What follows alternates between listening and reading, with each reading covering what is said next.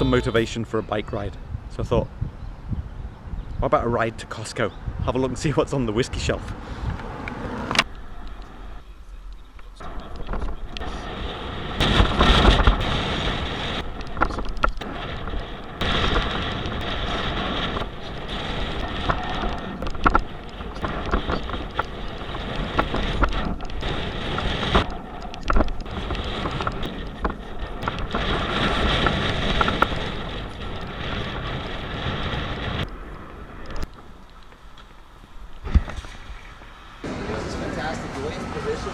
Stefan's pitching Johnny Walker here. Doing a good job. We're talking whiskey. Cheers. Costco really does have some good prices. Benromach still sitting there at $37. Redbreast. Double black. Count 12. Lagavulin. Lefroy. Worth a look, but nothing today. Just a 10-mile ride home. So what is the difference between this and this? Well, this is a malt blend and this is a blend, so it has grain whiskey in as well. I see. It's 12. Yeah, this is richer and more smoky, isn't it? It's beautiful. It's sweeter.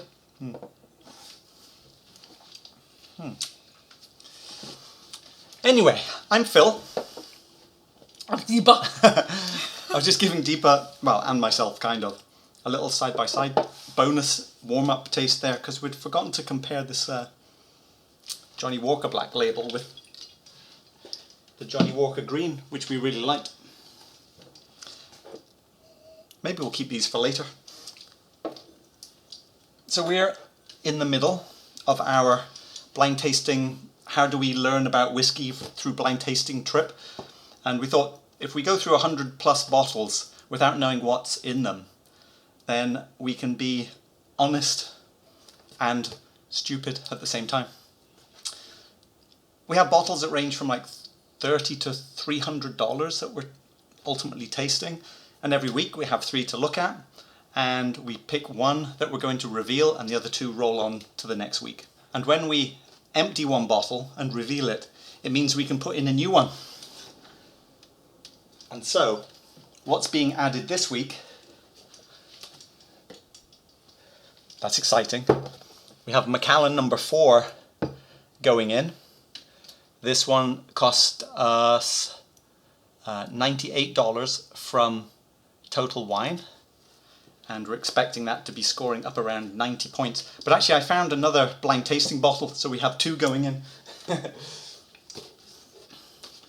So how many bottles? 96. There are 96 in play. And so the second one we're putting in is Kilchoman. Actually, we really like the Kilchoman. Oh, but I thought you saw that one. Yeah. I come with that forward. So, no, it's not forward. We're going in order of price. Oh. And this is $98 as well. And we got this one from Total Wine as well. And we're also expecting this to be scoring around the 90 mark. But at 96 bottles in our blind taste, it could be a long time before they show up. So we're going to do a little bit of homework.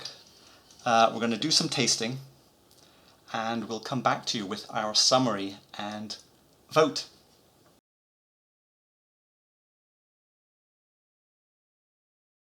So just so you know, we're about 6 months into whiskey tasting. It's only 6 months. Wow.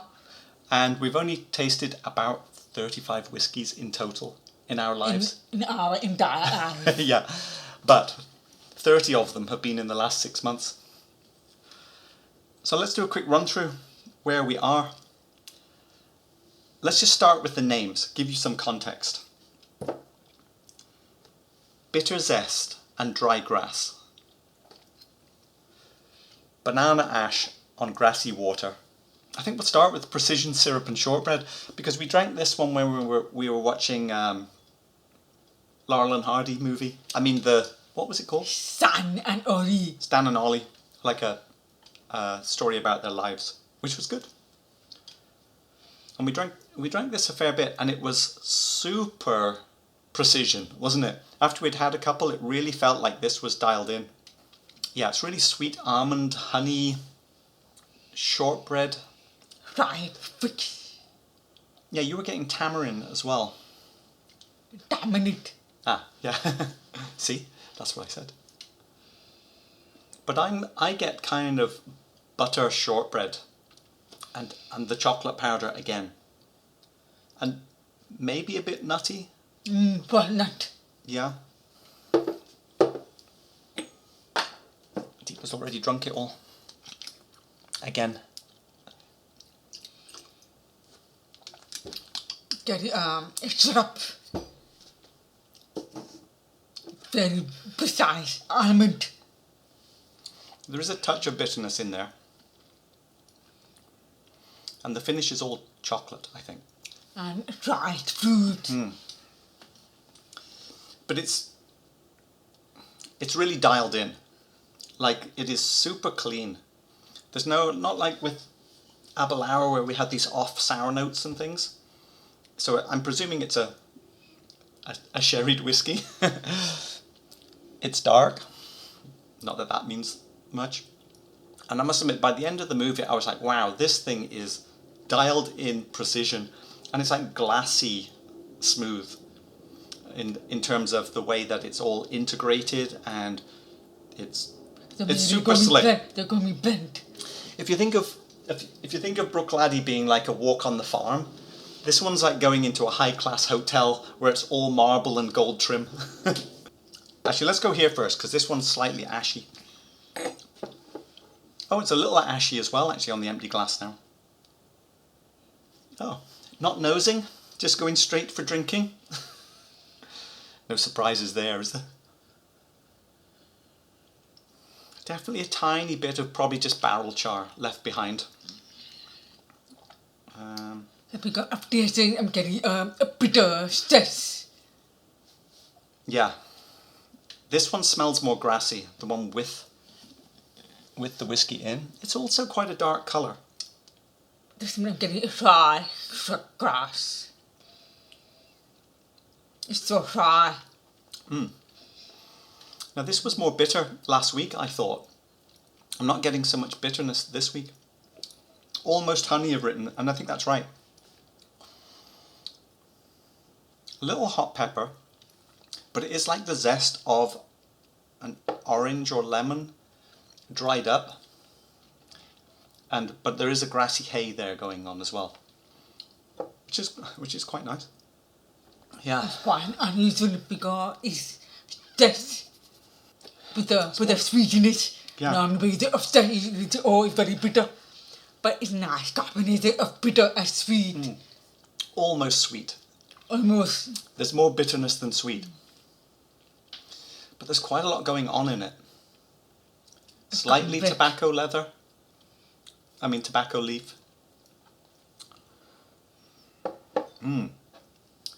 That's better than I remember. And this is worse than I remember. Banana ash on grassy water. Because it is smoky. But it's more smoky earthy in the way that the Ardmore was smoky earthy. Like, I wouldn't say it was... Need some peat in it. I'm sure there's peat in it. Okay. But I'm not getting much peat. So the smoke is ashy.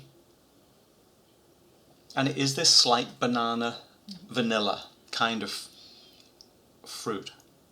Oh yeah, I had a note about it being slightly chemical, like hair shampoo, or not hair shampoo, hair conditioner.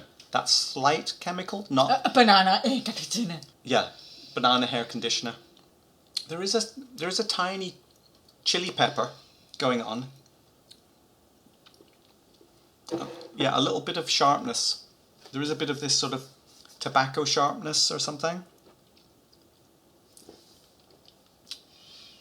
It reminds me of Bruichladdich. Agriculture. Grassy. It's more towards Bruichladdich, isn't it? Savory. Something a little bit aniseedy or ashy finish roll off. That's interesting coming back. The bitterness is more pronounced. Now this is bitter. This is going to taste super sweet now, I'm imagining.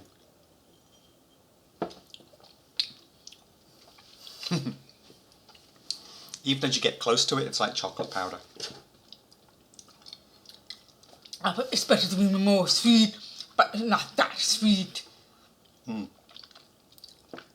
I'm getting an air of bitterness in this as well that I'm not sure if it's coming from that.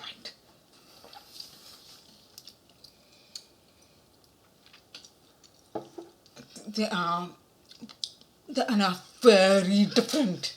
Well, they're very different. They are different. This is absolutely different from this one. Sweet, bitter, bit smoky, but they taste a little bit different to what I thought they were going to taste like based on memory. I thought this was going to jump out as being wow. But and it was after we had had more of it. But we always have this cross-contamination issue where, you know, some bitterness here starts to ruin something here. So I'm sort of relying more on how I felt before. And so with that, I'm just going here.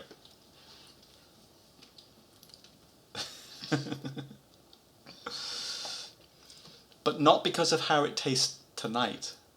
Because of the movie night. But how I felt about it. Wow, sweet. Now this is a bit more tricky. Where are we going to go here?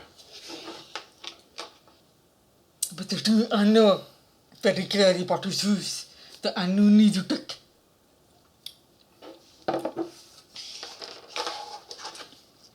Okay, you do yours. I'll keep my eyes closed. Let's think. Ready? Do I want to go bitter or smoky? I think the smoky one's more simple. I could get to like the bitter one, but I don't like it today. It was too bitter for me. Okay. I have peat, but that's fine.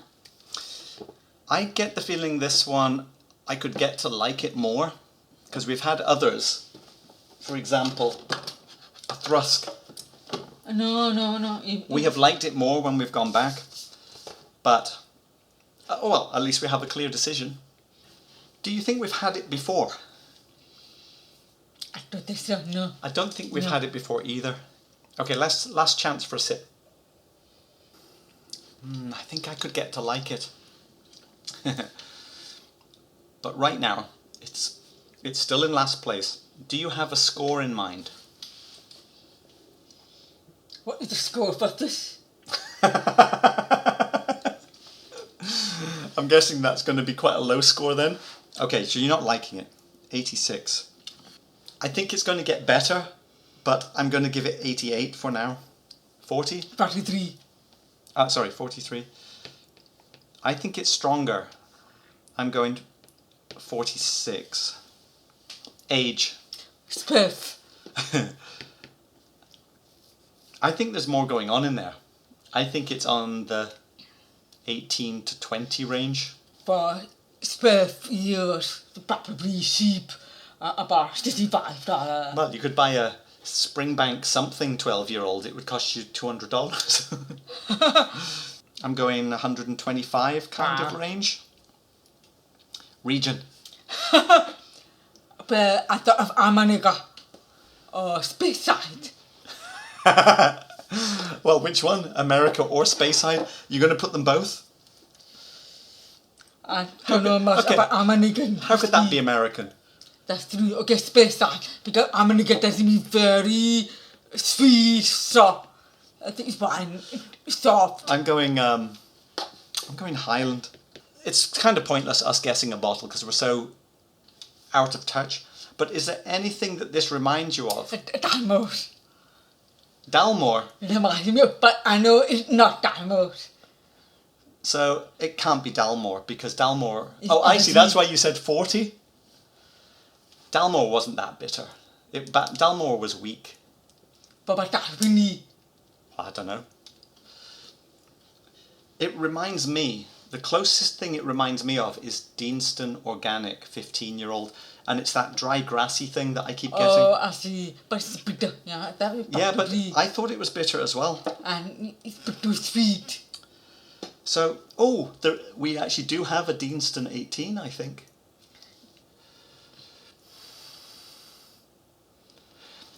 I'm trying to read the name. Okay, I'm going to go with Deanston. I mean, okay, you can say it reminded you of Dalmore. Yes, that's good enough. That's probably the best thing that we can do. ABV. Very ridiculous, I think. What? 46. Even. One for me. Age. It's perfect. Oh. No, it's one for Deepa. Yeah, it's perfect. Yours. One for Deepa. Price. Price is 55. Oh. Spot on. 65. Deepa's crushing it so far today. So score at 46 ABV for $65. It should be scoring at 88, which means I'm break even and you're like, no, not good enough. So I'm presuming it's from a Speyside because Deepa's getting everything perfect. Yay! I got one right. It's a Highland. So, what do you think the bottle is? Have we had it before? Deanston. But that means we've actually... It's Roy's Deanston White Label. It's got to be. Deanston 12 White Label. I think we've both done very well today. Congratulations. We are marvellous at Whiskey Experts. But Roy recommended it. Yeah, I'm going to get the bottle. And I'm giving it back a score. You can apologise to Roy. So sorry, Roy. I've noticed it's quite hard to hold it out there. It's whack. Probably the other guy. There was an older one with a brown label. Deanston 12, white label, from Remedy Spirits, $65. It is quite dark, so I'm not sure what barrels are in Deanston 12. Bitter zest. I guess we can drink more now. Now that yeah, that's fine. Oh yeah. I would have brought the Deanston 15, the organic, up, except we only have it in the blind taste bottle. We don't have any left to taste. Very peppery. We have a Deanston. I'd actually forgotten about the 12, I think. And I don't know why I didn't suggest the Deanston Organic, but I was thinking it's not quite the same, because I thought that one was lighter. And this one is kind of richer fruit, so maybe there's a bit of sherry in this one compared to the Organic, which was more of a lighter bourbon only, maybe. That was softer. Where did we put the original Deanston in the lineup? No. Smell. You're not tasting yet. What can you do? Plus, you drank the whole thing. My first error. I like it more. I think we got a little more whiskey, so I was able to enjoy more. Well, I did say I think I will get to like this more. And I suspect it will be better, because I remember the Deanston 15 was also a nice bitter, which got better as the bottle went down. So we'll see. Aren't you going to apologise? Oh no, you have apologised to Roy for your damning comparison to Dalmore. I mean, no, I like it more. I appreciate it more. Just let the record show that Deepa said that Deanston 12 reminded her of Dalmore 12. Oops.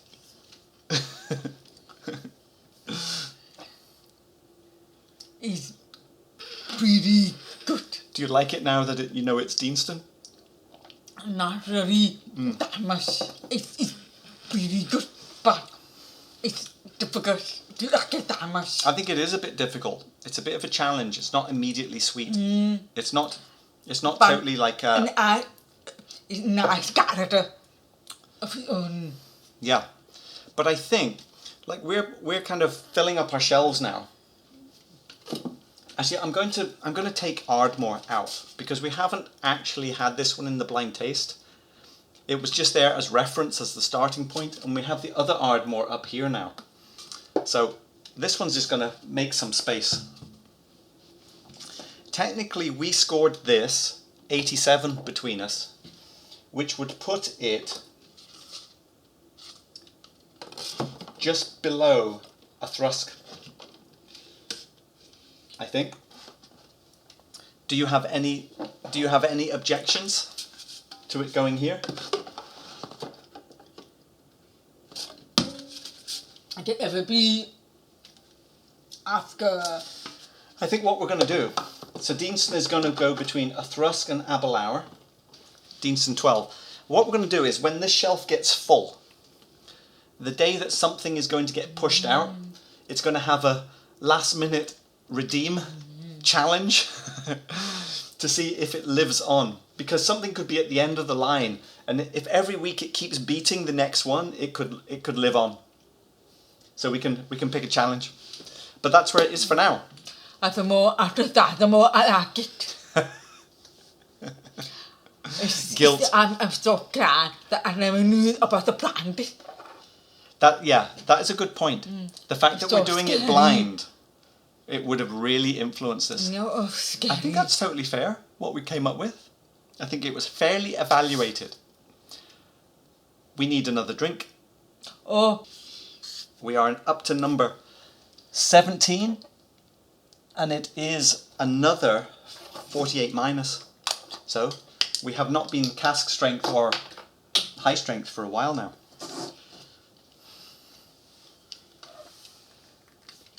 Here we go.